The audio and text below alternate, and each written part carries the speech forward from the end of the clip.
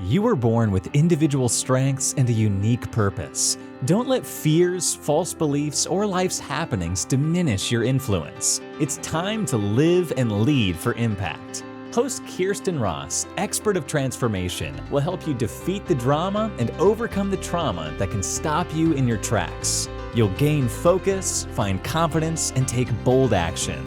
Unleash passionate, purposeful you. Let's go. Welcome to Live and Lead for Impact. I'm Kirsten Ross, your host, and this is episode 165.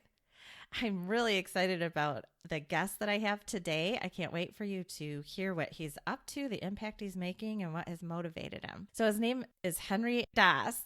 Henry started his first business in 1991, selling, installing, servicing, and financing computers to large corporations. Since then, he has founded a succession in firms in the e-commerce, finance, real estate, and consumer product spaces. For much of the past decade, Henry has taken his experience as an entrepreneur and used it as a platform to coach other business owners and founders. In addition, this list goes on, guys. In addition, in 2019, he self-published a 432-page book on everything you need to know about how to grow and manage your money. He offers a 20-week course where he teaches it to you one-on-one. He also runs curated masterminds on business and finance. In his infinite leisure, which I don't know where he's finding that, he also writes screenplays for fun, plays golf, travels when not in lockdown, I don't even know what this is. Catan, Settlers of Catan. Okay. I still don't know what that is, but okay. It's a board game. Okay. With his 3 boys and does other fun stuff. He offers free coaching for any and all for 3 months, helping people clear away the clutter and get focused on what matters. Seeing the transformation, putting himself out there, his family, understanding your motives, and doing it anyway. Oh my goodness. I offer free coaching for 1 month for podcast listeners if they go to podcast.dasknowledge.com and fill out the little form. Okay. 3 months is, I'm generous, but 3 months is I know. I don't know. Okay. Although I did give away 3 months in April, May, and June of 2020 at the beginning of COVID to anybody and everybody as just a gesture for people who were just totally blindsided by COVID. Yeah.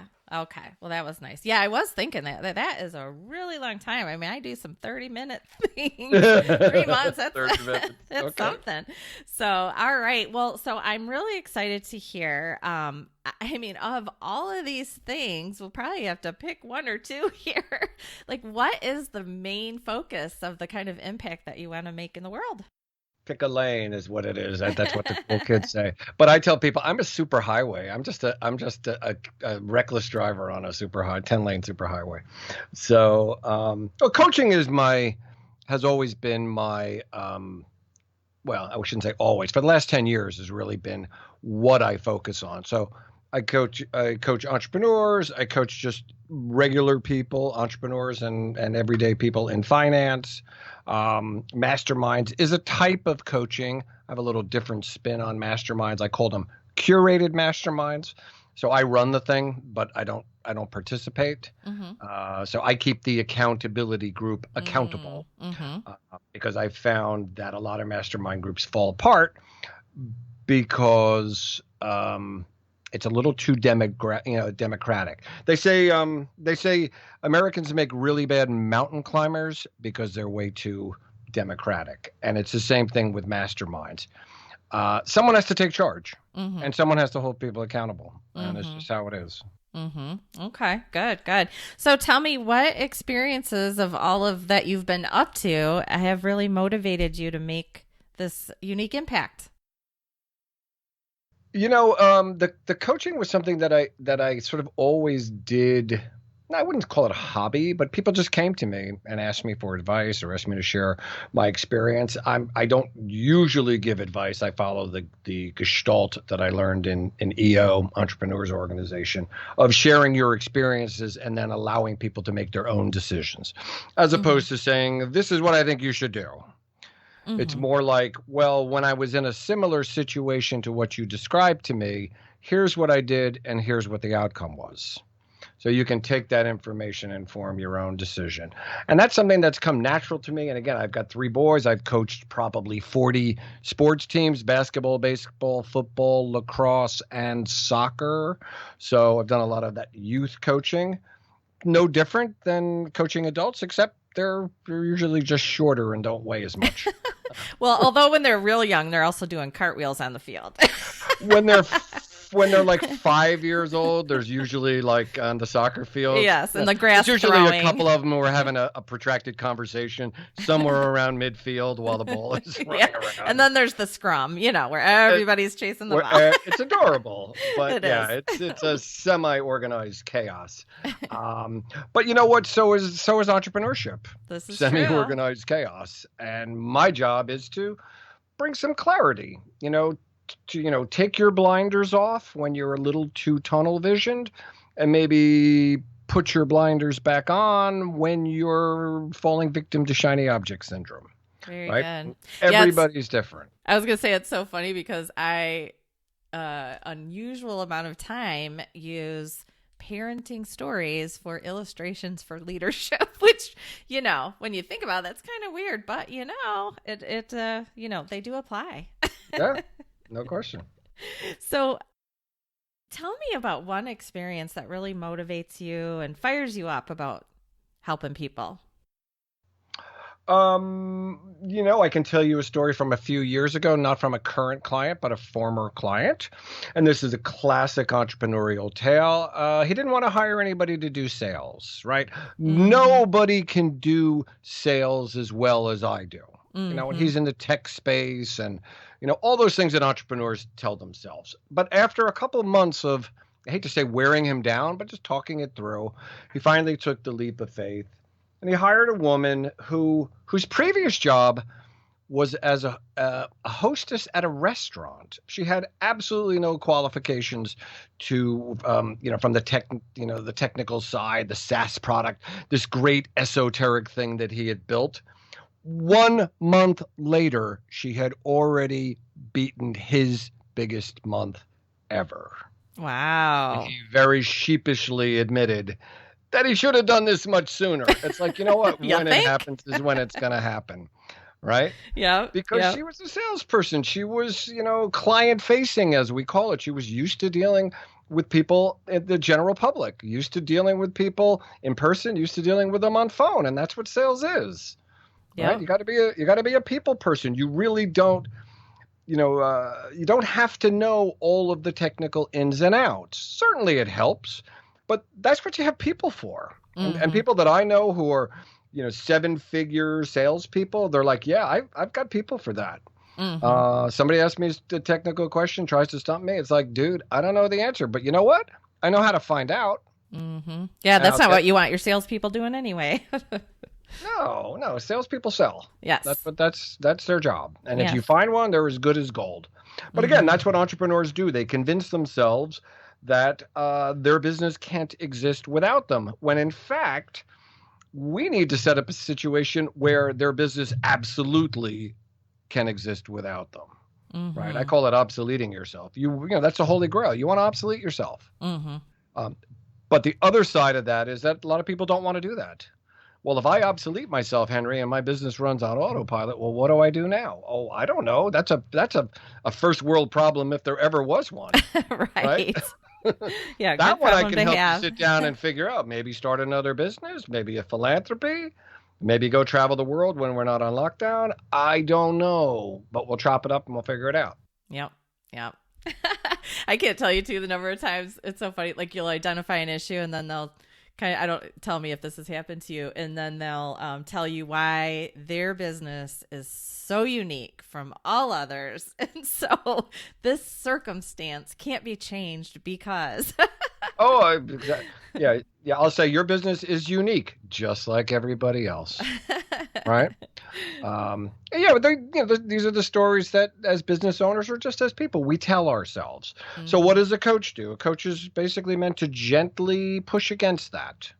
Have you questioned that?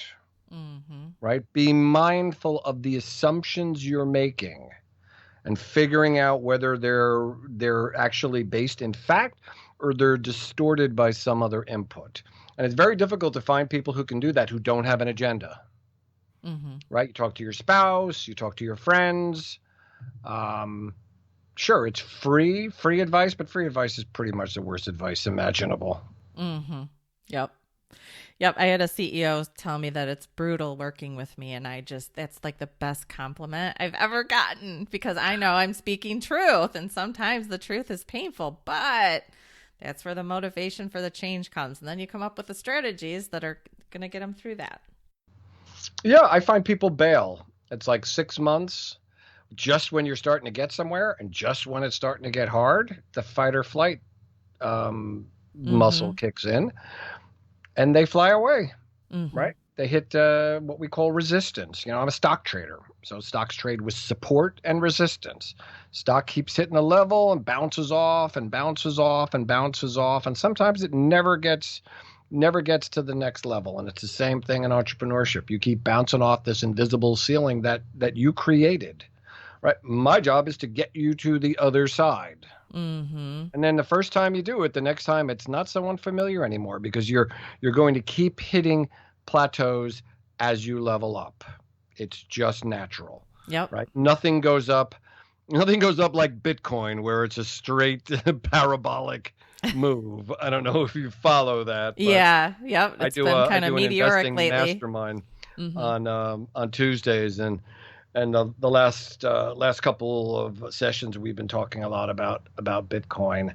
I had a little bit of a waterfall decline today, and I expect more weakness in the past. But no, things don't go straight up like that. They go up, they plateau, they pull back. Business is the same way.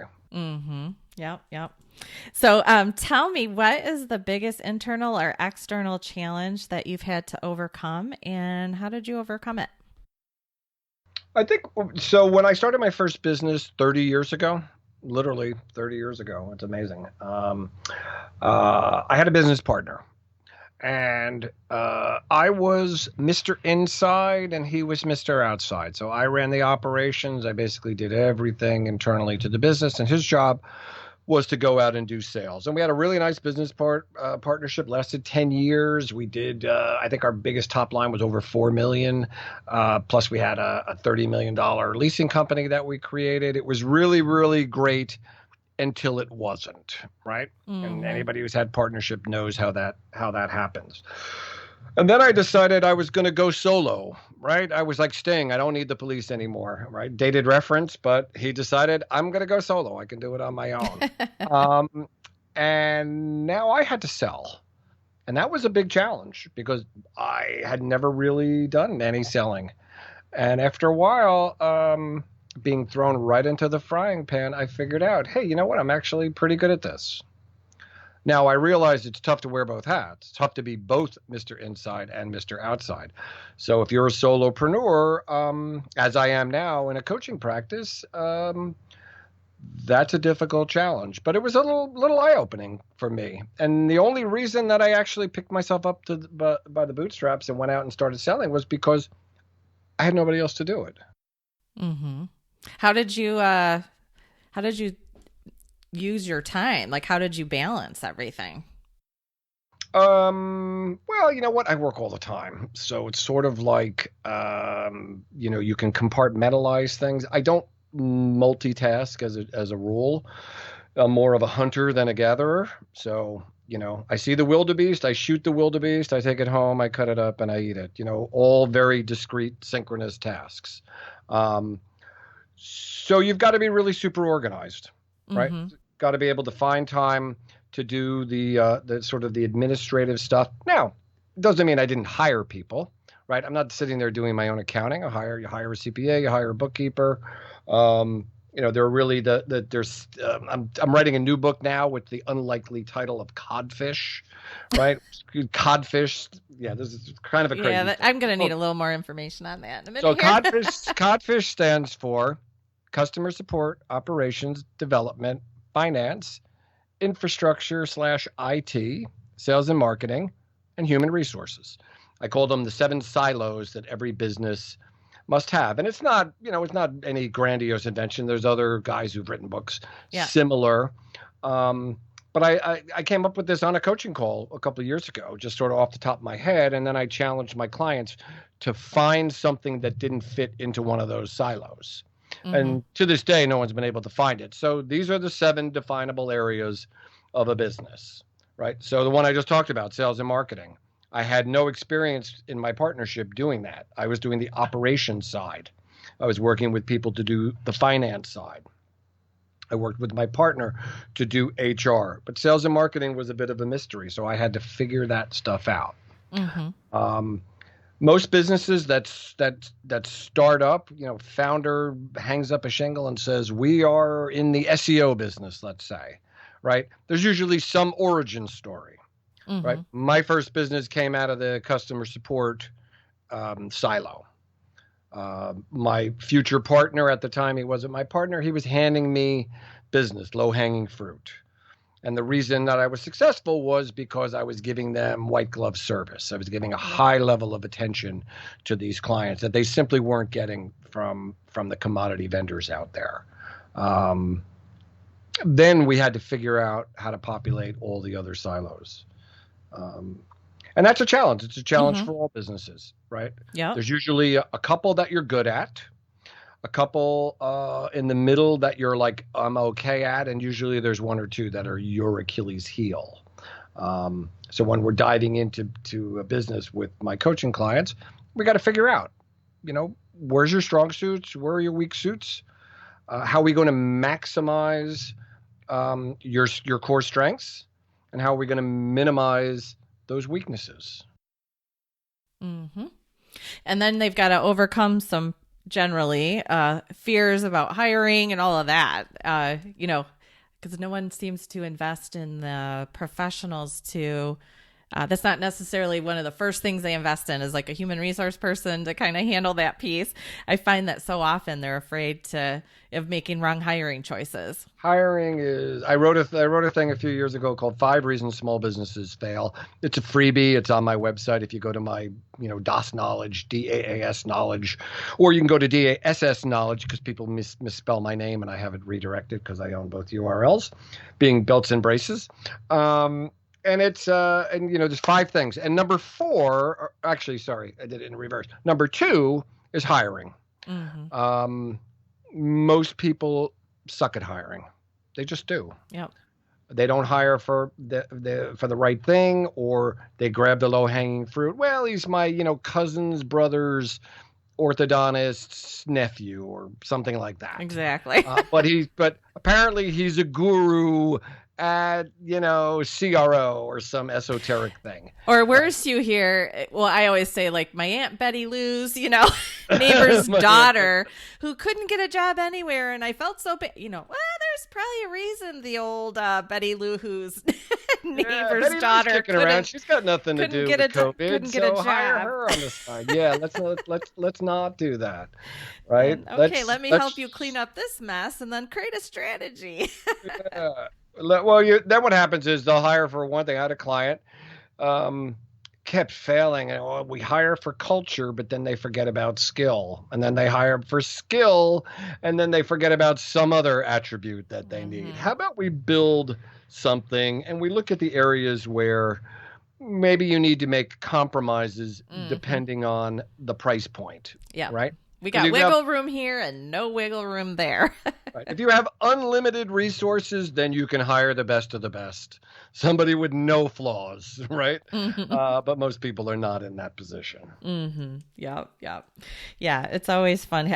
I've been doing these. Have you heard of Clubhouse? Are you on Clubhouse yet? No. Oh, we'll talk about that after, because I just did another interview and I was already talking about Clubhouse, but I'm in love with it and I'm having fun. It's a new social media app, and it's amazing. I'm having a ton of fun, but it's all audio and you connect with people in rooms or in events, and there's a stage and microphones and all that kind of stuff. But So anyway, I've been doing daily leadership talks where I put people in the hot seat and I give them customized strategies. But man, a common theme is, hiring the friend or hiring the family member, and I've been working with family businesses for years. I actually dive into the middle of all that stuff all the time, but it's just funny to hear, how much of a trend there is in kind of newer entrepreneurs.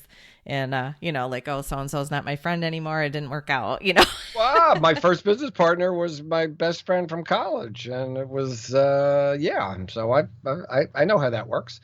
Yeah, And it's we had funny. a terrible breakup, and we were not friends for a while, but we're friends again. That's good. That's kind of cool. Yeah, my son, who is now 22, he started his first business when he was in middle school with a friend. And it was so funny because I was already a coach at that time. And he came home, and it was called Ballacor, and they were making custom skateboard, like I forget what the decks.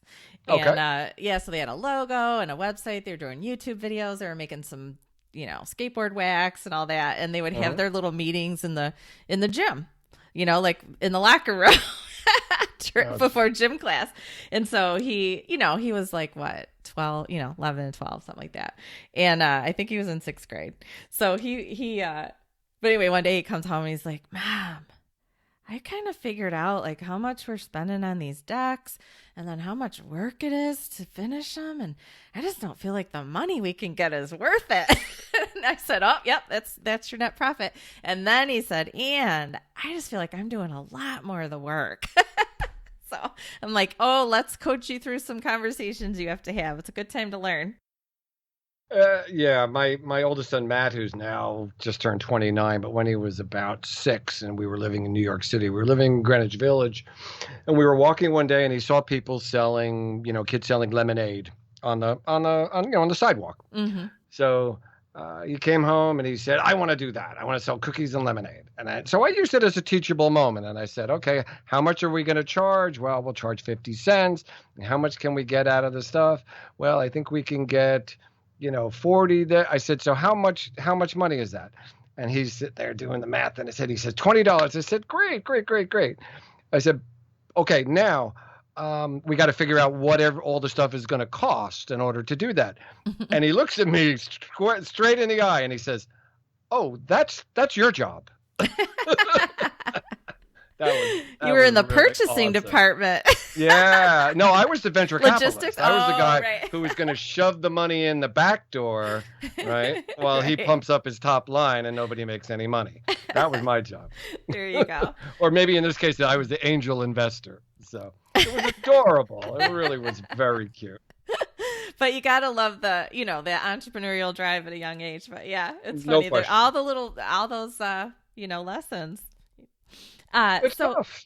Yeah, they find out early. It's tough. Yeah. Right? Yes. Absolutely. So, tell me, because you've been through so many different businesses and ups and downs, I'm sure. So, how do you stay motivated moving during tough times? What are some of your strategies? Back during the Great Recession, where things were just really crummy all the way around, and my business wasn't doing well, and my wife's business, because we're both entrepreneurs, we were house poor. We were living in a ridiculous house with, huge taxes and all that stuff. And we were fighting a lot, and it was just really not a great time for us. And I remember saying to myself, I had a little mantra that I used to say. I would say, you know what? Kids are healthy, got a couple bucks, parents are in good shape. I just checked off a little list of these core things that allowed me to kind of see through the fog, right? Because if you feel like it's a tsunami, right? We're seeing that now with COVID, obviously. And I know people who are struggling, mightily. That was why I opened up my practice to everybody. And I heard I had 100 phone calls in 3 months with, I had multiple phone calls with a couple of people. But I asked them the same basic question when we started. I'm saying, look, if this lasts till the end of 2021, are you going to be okay? meaning you and your nuclear family. Do you got enough resources available, even if you have to go borrow some money? And universally, the people that I spoke to who were all entrepreneurs, and some business came to a crashing halt. I mean, literally went from, I know one person, one of the first ones I spoke to, she said we were doing, I don't know, close to 20K MRR. Overnight, we went to zero. She was in the travel space. Zero. Yeah. As bad as the Great Recession was, we never went to zero. Right. And we never went to zero overnight. Mm-hmm. But she said, no. I mean, I might have to live like Gandhi for a little while. I might have to be on the, the ramen noodle and diet Coke for a while, but I'll be okay. And that was gratifying to hear that from people, because that meant that they had a core sense for, a core perspective that this is not the end of the world. It feels like the end of the world. And certainly 2008, when I had another business partner who committed suicide, jumped off a perfectly good bridge, leaving me holding a multi-million-dollar bag. I mean, it felt like it was the end of the world. So it was a challenge. It was a very, very difficult challenge. Yeah, I'm so sorry for that. Wow. Yeah, it was terrible. I wrote about it in my book. My 432-page money book. Okay. So you covered that in there. Oh yeah, I covered a lot. Yeah, it's kind of sort of like a money memoir as well as a how-to book. Tried to give it some character, and I didn't sugarcoat it with all pretty stories. In fact, my copy editor said, maybe you want to add a few pretty stories, because everything I'm reading here sounds like gloom and doom. Need a little pick-me-up, huh? Yeah, need a little pick-me-up. But those are the things that stick with you. Right. I'm a stock trader. I can make, 20 grand on a stock trade and I'll forget it. But if I lose $500, I'll remember that 30 years later. One dumb trade where I lost $500. Well, you got to use your own advice there and look on the positive side. Have that gratitude, right? Yeah. Sometimes you kick yourself when you do stupid stuff. Yeah. Right. You just do. And it's like, I don't want to do that stupid stuff again. I'm happy to do new stupid stuff, bright, shiny stupid stuff. Yes. But I don't want to do dusty, old, stupid stuff. I like that. Yes. Right. Because at least you learned. Like, don't do the old stupid stuff again. Learn from it. And if you're not doing new stupid stuff, then you're not growing enough or learning enough or taking enough chances. No, if you're, like I always say, if you ain't falling, you ain't skiing, right? I mean, unless you're just the best of the best, you're just not pushing yourself. Yeah. Now, I'm not talking about, going off the side of Mount Everest, but every once in a while, you got to challenge yourself on something that's going to push you. Yep. Yeah. Yep. That lizard brain of yours is going to tell you not to do it, but just do it anyway, right? You got it. Awesome. So as we finish up today, what are some words of wisdom that you have for others who want to make their impact? I don't want to sound like a Nike commercial and say, just do it. But, ordinarily, like the number 5 reason that small businesses fail is confusing passion with commitment. Right? It's okay to be passionate as something that draws you into it. But if you're not committed to it for the long haul, at least from a business perspective, it's too easy to check out. Right? We just celebrated our 30th wedding anniversary on January 1st. Congratulations. Thank you. We got married on New Year's Eve in Vegas. We were just a couple of dumb kids. That didn't happen because we 30 years later, we're passionate about each other, although I would argue that, we have our moments, but it's because we've been committed to all of the ups and downs. But when it comes to making a difference in the world, I think that shifts a little. I really do think that you need to be passionate about it. It has to be something that is really at the core of your being and something that you consider to be in incredibly high regard. If you're going to do something really like philanthropic to try to change the world.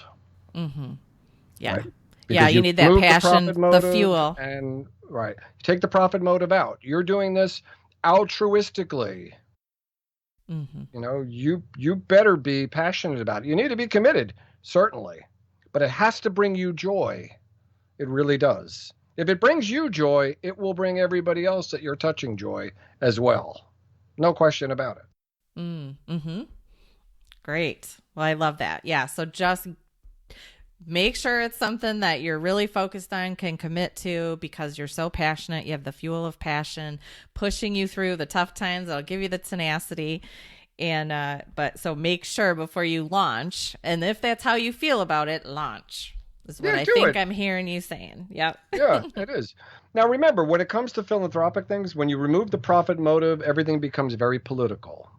So you need to maintain a little bit of perspective on that. Because if you're an entrepreneur and you get involved in philanthropies, you'll discover that very quickly. I know from my experience and my wife's experience. It's like high school again. Right? Yeah. It really is. Yeah. So be mindful of that. Be aware of that. Understand the rules. We all went through high school. Remember what it was like. Even though I'm 61 years old, I still remember what it was like. And then just channel that, and no harm will become you. Right? Great. Good. Leave it on a positive note. Right. Awesome. Well, thanks so much for all that you've shared about your stories and given some tips and tricks and some motivation for people so they can get out there and make their own impact. So if you want to connect with Henry, go to Daas, D-A-A-S, or it sounds like D-A-S-S works as well. That works as well. DAASknowledge.com. So, and that'll be on the show notes as well. So if you want to check out all the notes from today, along with a link to Henry's website, go to defeatthedrama.com and then click on the podcast site. And this is episode number 165. And if you are on Clubhouse, connect with me. I'd love to see you in there. I'm sharing tons of information in there. You can find me. I'm at Kirsten R. Vogel. And I'm doing some daily events right now. So, and if you need some specific strategies, you can also book a little 30-minute session with me, and we'll do a leadership breakthrough.